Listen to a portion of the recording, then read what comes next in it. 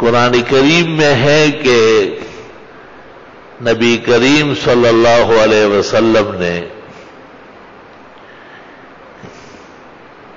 مشرکین کے ساتھ ایک وعدہ کیا تھا کہ میں آپ کو ان چیزوں کی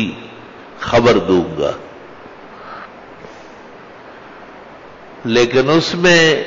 کافی دیر ہوئی اور آپ کو بڑی تکلیف پہنچی۔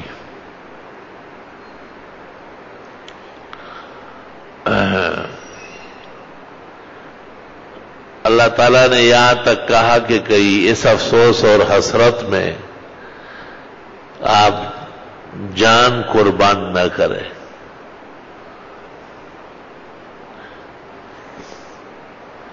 اور وہ وحی آئی اور ان چیزوں کی آگاہی ہوئی، لیکن دیر کافی ہوئی، اور اس کی وجہ یہ بیان فرمائی گئی کہ حضرت آپ نے جب یہ کہا کہ بتاؤں گا تو انشاءاللہ کہا تھا، انشاءاللہ کہنا چاہیے، اور اس پر ائمہ دین کا اتفاق ہے کہ جائز کام جو مستقبل سے متعلق ہو اس کے ساتھ انشاءاللہ کہا جائے، جائز کام اور آنے والی زندگی سے متعلق ہو، انشاءاللہ آؤں گا، انشاءاللہ وعدہ پورا کروں گا، انشاءاللہ آپ صحت مند ہو جائیں گے، انشاءاللہ آپ جلدی ٹھیک ہو جائیں گے، یہ سب اچھی باتیں ہیں، اس پہ انشاءاللہ داخل کیا کریں۔ وَلَا تَقُولَنَّ لِشَيْءٍ إِنِّي فَاعِلٌ ذَلِكَ غَدًا إِلَّا أَن يَشَاءَ اللَّهُ، جو کام بھی جائز اور پسندیدہ ہو اور مستقبل سے متعلق ہو، یہ نہیں کہ میں آپ کو قتل کروں گا انشاءاللہ اور آپ کی جیب کاٹوں گا انشاءاللہ، یہ ناپسندیدہ کام میں انشاءاللہ کیا ضرورت، یہ کرنے کی کام ہی نہیں ہے، یا میں آپ کو گالی دے ہی دوں گا انشاءاللہ۔ اس لیے جو تشریح علم کی جاتی ہے اس کو سمجھا کرو، جو کام جائز ہو،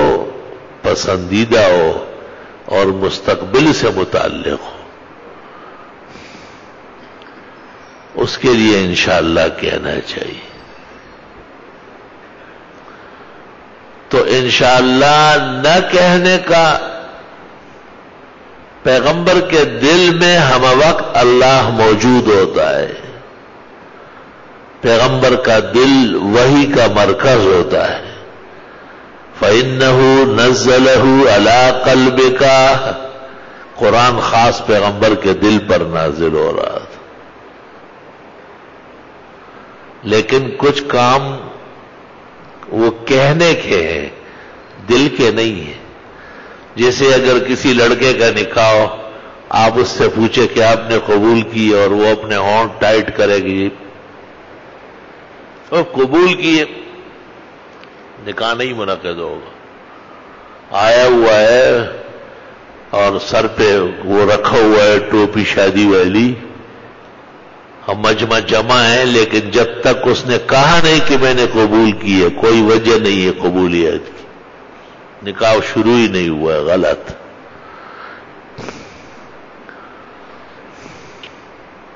اگر دل میں 1000 بار کوئی کہے اور زبان سے لفظ طلاق کا نہ کہے، کبھی بھی طلاق واقع نہیں ہوگی۔ یہ افعال لسان کے ہیں، زبان کے ہیں، یہ دل کے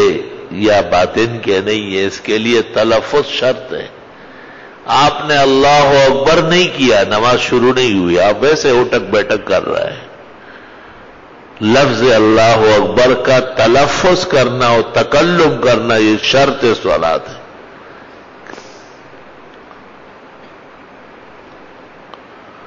آپ صف میں بھی کھڑے ہو گئے، گھر سے بھی چلے، وضو بھی کیا، پاک کپڑے بھی پہنے، مقررہ ٹائم پر بھی پہنچے، صف میں بھی ادب سے آئے،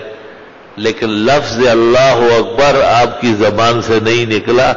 آپ کی نماز شروع ہی نہیں ہے تو ہوگی کہاں سے؟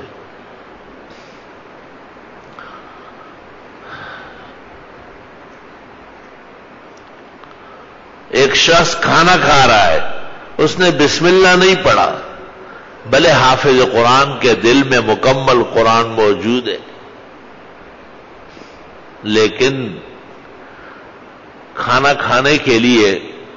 دل کے قرآن کی ضرورت نہیں ہے، زبان سے بسم اللہ پڑھنے کی ضرورت ہے۔ کھانا خلاف سنت کھا رہا ہے۔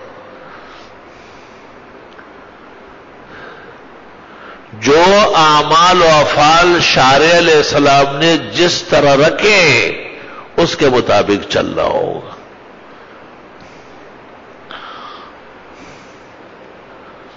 جو کام جائز ہو، شرعاً پسندیدہ ہو اور وہ مستقبل سے متعلق ہو، وہ آپ کے اور ہمارے اختیار میں نہیں ہے، وہ اللہ جل جلالہ کے اختیار میں ہے۔ اس لیے ہم انشاءاللہ کہہ کر اپنی بے بسی ظاہر کرتے ہیں کہ خدایا آپ چاہیں گے تو ہوگا۔ بعض لوگ سمجھتے نہیں کہ اللہ رسول نے چاہا، رسول کا ذکر اس میں نہیں ہے۔ ابو داؤد شریف میں ہے کہ ایک شخص نے کہا اللہ رسول نے چاہا، آپ بہت ناراض ہوئے، آپ نے کہا اذا شاء اللہ شاء وفعل ثم من شاء ما شاء، اللہ چاہے تو ہوگا، کوئی اور چاہے یا نہ چاہے۔ سخت ناراض ہو گیا آپ اس پر، کیونکہ آپ توحید لے کر کے آئے، ایسے عظیم پیغمبر ہے، اپنا پوجا نہیں سکھایا، خدا